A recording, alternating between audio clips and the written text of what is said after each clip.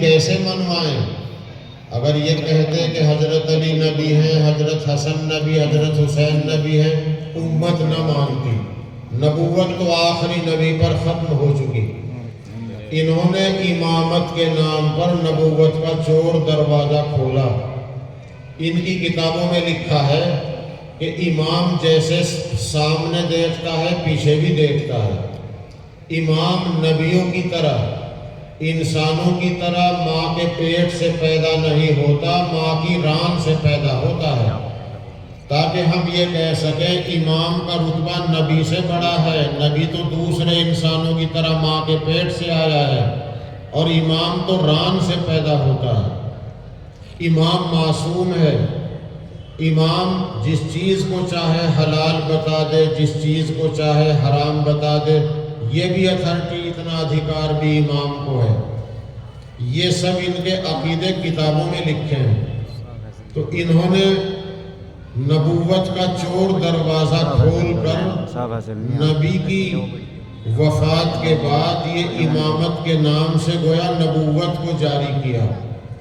پھر پلاننگ کے تحت مشورہ کیا کہ جیسے نبوت آخری نبی پر ختم ہو گئی، اب یہ امامت بھی تو کہیں ختم کرنی ہے اور یہ سلسلہ کہیں تو روکنا پڑے گا۔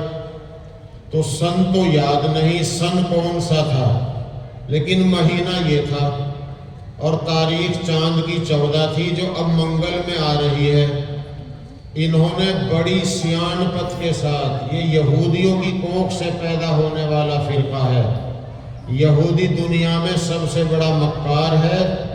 یہودیوں کی تعداد دنیا میں سب سے کم، ساری دنیا انہی کی انگلیوں پہ ناچ رہی ہے۔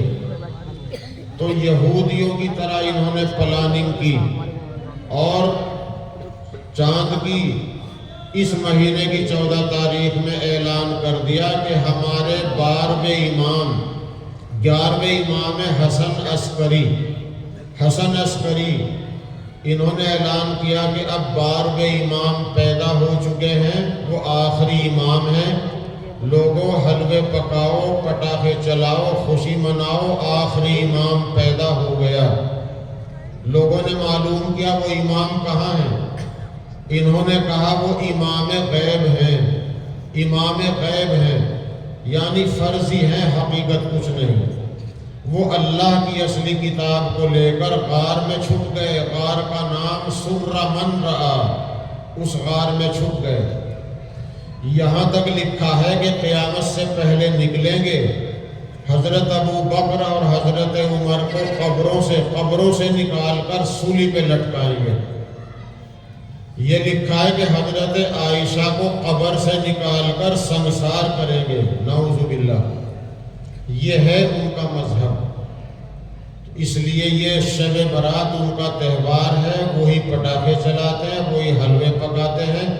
سنی مسلمان بیچارہ ہے تو سنی سنت سے، سنت رسول، سنت صحابہ پر عمل کرنے والا۔ ہم نے معنی یہ سمجھے کہ سنی کے معنی سن کر ایمان لانے والا، بس لوگوں سے سن کر ہم بھی ایسا ہی کرنے لگے جیسا رافضی کرتے ہیں۔ محرم میں شادی حرام سمجھ لی، قبر پہ بیری کی ٹہنی رکھنے کو ضروری سمجھ لیا، شب برات میں رافضیوں والے کام کر لیے، رجب کی 22 تاریخ میں کنڈے بھر لیے، یہ بھی رافضیوں کی ایجاد کی ہوئی چیز ہے۔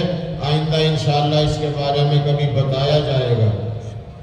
تو اب ہمیں معلوم ہو گیا کہ شب برات کی حقیقت کیا ہے، اس میں ہمیں کیا کرنا ہے۔